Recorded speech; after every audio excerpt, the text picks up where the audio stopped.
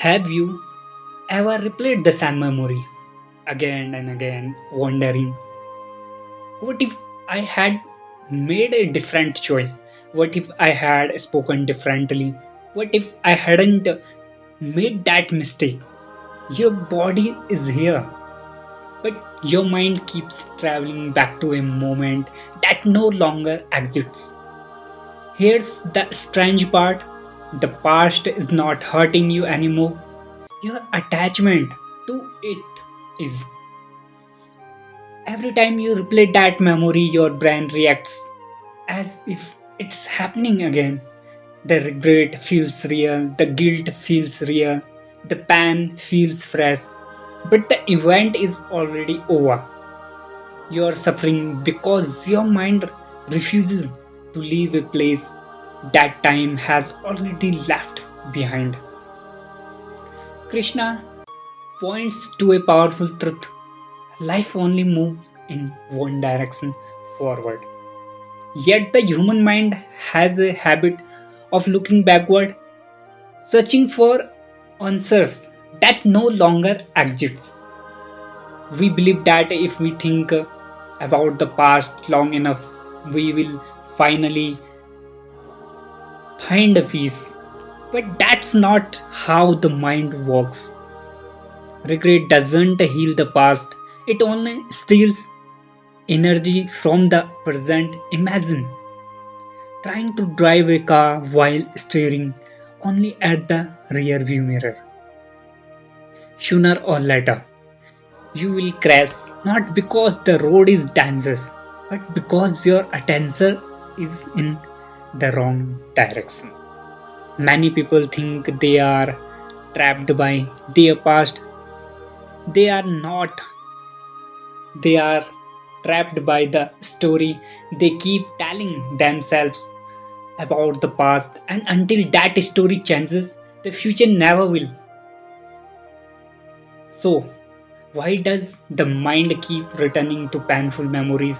Because your brain is not trying to hurt you, it's trying to protect you. Psychologists call this rumination.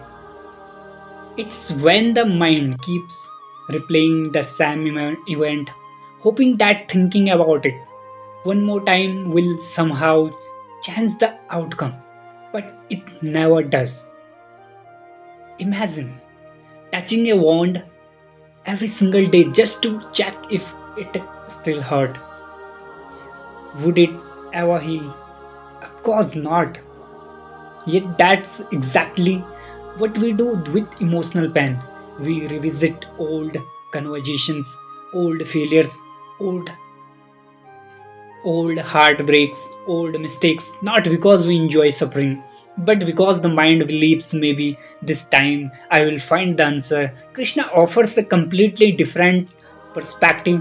He teaches that wisdom begins when you stop identifying yourself with every thought that enters your mind.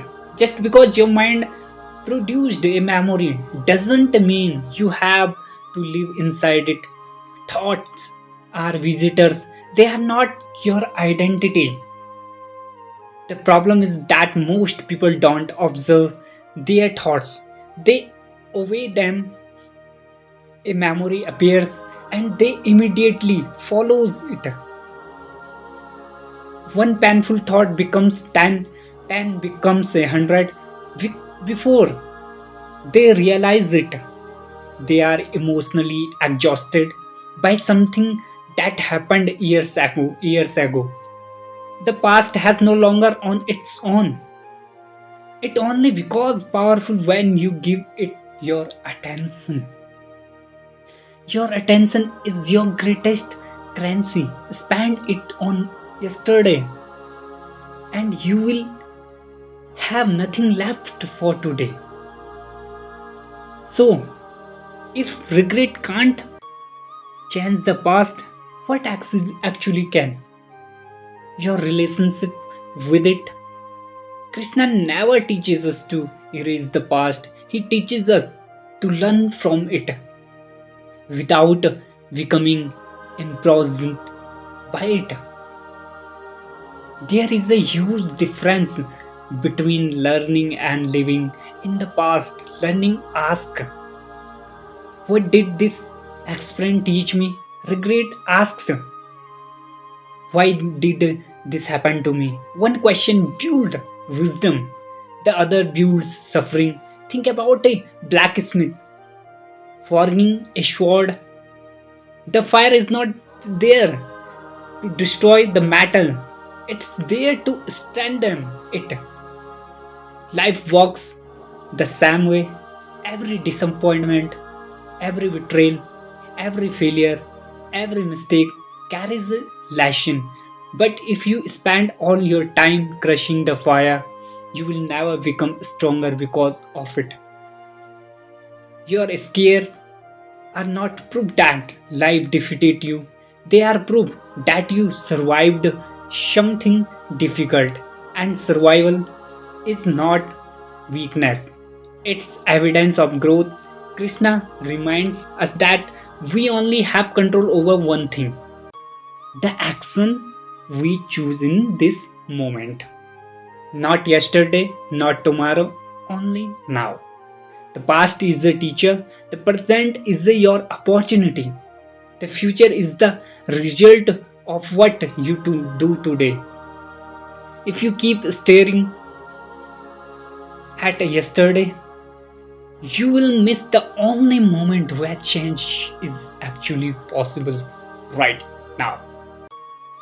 Before this video ends, I want to I want to ask you one question. If you could go back in time, would you really become the person you are today without those painful moments? Probably not. The experiences you regret the most may have saved the strength you rely on today. That's the paradox of life.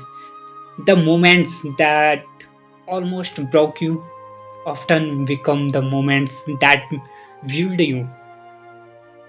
Krishna reminds us that suffering becomes meaningful the moment it transforms your character. Pain is inevitable, but remaining trapped in pain is a choice. Every sunrise carries the same message. You get another chance, not to rewrite yesterday, but to write today differently. So stop asking, what did this happen to me? Start asking, what kind of person will I become because of it?